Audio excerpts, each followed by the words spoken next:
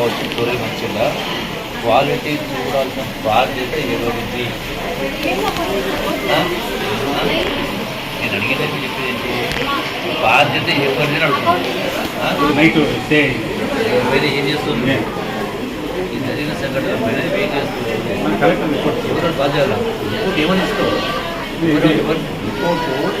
ఎవరినెవరి బాధ్యత తీసుకుంటూ ఏది ఎవరిని బాధ్యత ఎవరిని చేస్తావు? స్పెషల్ ఆఫీసర్ ఆ రోజు డ్యూటీ ఉన్న టీచర్కు స్పెషల్ ఆఫీసర్ ఏమని రికమెండ్ చేస్తావు? అంటే ఏమని రికమెండ్ చేస్తావు?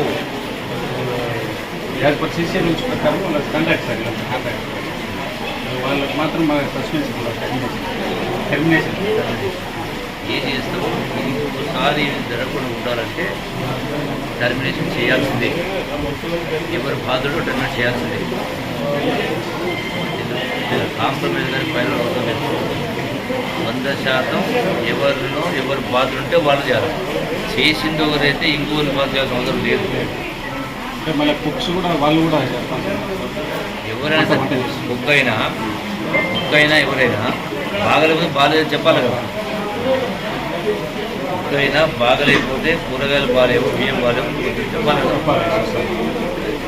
రిపోర్ట్ కాస్త తయారు చేసి రేపు మార్నింగ్ మేక్ సంబడి